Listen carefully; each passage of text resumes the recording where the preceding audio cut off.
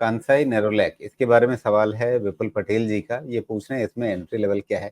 सबको एंट्री करनी है, ध्यान रखिएगा।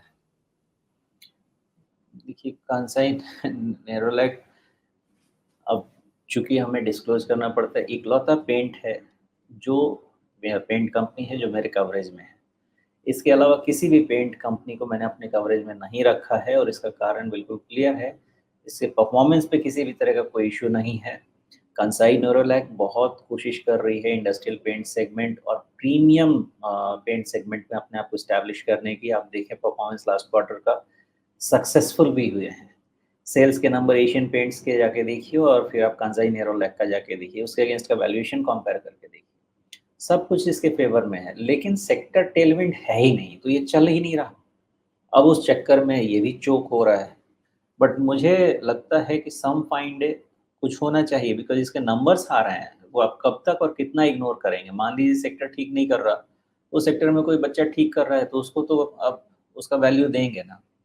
तो इसलिए मुझे लगता है कि कांसाई नेरोलैक एक अच्छा कैंडिडेट है, लेकिन सेक्टर टेलविंड नहीं है, इसलिए बहुत ज़्यादा उम्मीद भी नहीं है।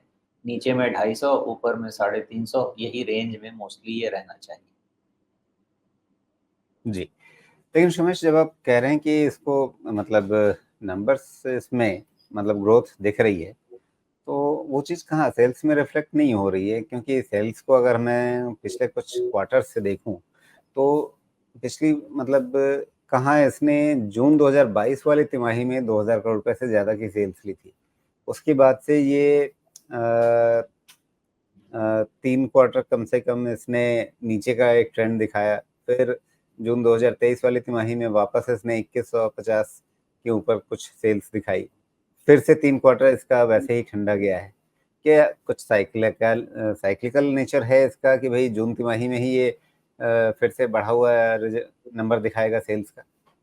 बढ़ा हुआ जून तिमाही में तो दिखेगा ना राजीव, बिकॉज़ ये सब प्री मानसून वाले नंबर्स होते हैं ना। मानसून सीज़न में तो ऑफ कोर्स ये इनका सेल्स थोड़ा इम्पैक्ट होगा ही, रियल एस्टेट एक्टिविटी ही इम्पैक्टेड रहती है। लेबर इश्यूज़ आते हैं, मानसून इश्यूज़ आते हैं, काम रुका पड़ा रहता है। तो जून क्वार्टर इनका अच्छा क्वार्टर रहेगा ही। मेन इनका नंबर क्या है ना, ओवरऑल नंबर आपको इम्प्रूवमेंट नहीं दिखेगा, लेकिन इनका जो फोकस एरिया है ना प्रीमियम सेगमेंट, वहाँ पे इनके नंबर्स इंडस्ट्री में काफ़ी इम्प्रूव हुए हैं। तो इससे हाँ, क्या होप बन रहा है, तो अगर साइक्लिकल इस नेचर है भी, तो आप हम इसको कंपेयर कर लेते हैं वाई ओ वाई से। तो 1769 का इस बार है, 1734 का पिछली बार था, तो सेल्स तो स्टैग्नेंट है फिर।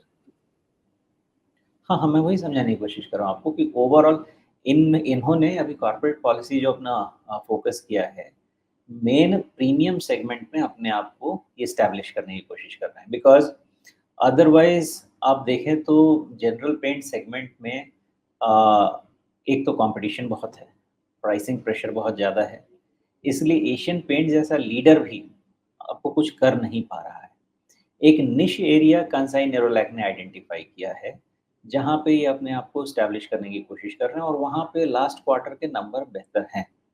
वो उनके कॉन्कॉल में भी दिखाई दे देगा, उनके जो उनके नोट्स हैं, कॉन्कॉल के नोट्स क्या कहते हैं उसको, ट्रांसक्रिप्ट है, उसमें भी आप पढ़ेंगे, तो वो सेगमेंट में आपको इम्प्रूवमेंट दिखाई देगा। जी। तो एक तरह से स्ट्रैटेजिकली ये ठीक काम कर रहे हैं।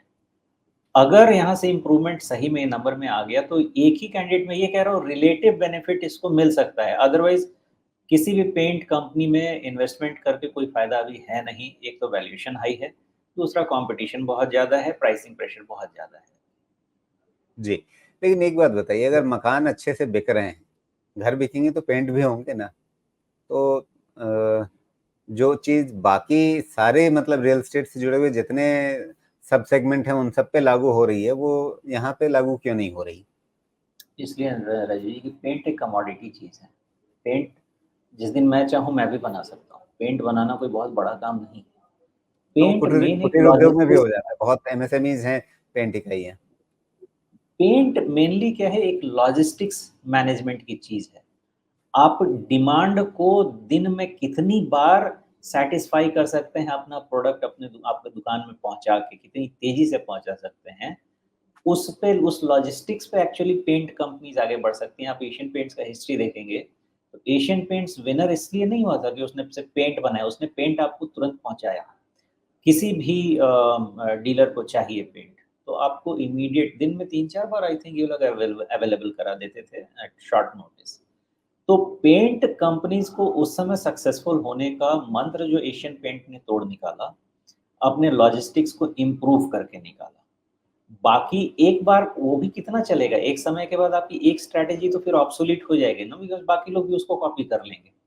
तो अब दूसरी कोई स्ट्रैटेजी निकल नहीं पा रही है और वैसे भी ग्रासिम के एंट्री के बाद अभी प्राइस काफ़ी तोड़ रहे हैं जेनेरिक पेंट में। इसीलिए कांसाई नेरोलैक जेनेरिक पे ज़्यादा फोकस नहीं कर रहा। ये प्रीमियम इंडस्ट्री सेगमेंट पे फोकस कर रहे हैं ज़्यादा और वहाँ पे इनको बेनिफिट हो सकता है, लेकिन एशियन पेंट अपनी स्ट्रैटेजी जब तक चेंज नहीं करेगा, उसको फ़ायदा होगा नहीं। कॉम्पिटिशन बना रहेगा, प्राइसिंग प्रेशर बना रहेगा। इसका नेगेटिव ये है कि चूँकि इंडस्ट्री टेलविंड नहीं है, तो कांज़ाई के रिलेटिवली इंडस्ट्री से अच्छे नंबर होने के बावजूद भी इनको स्टॉक प्राइस में मूवमेंट नहीं मिलेगा, वैल्यूएशन में मूवमेंट नहीं मिलेगा।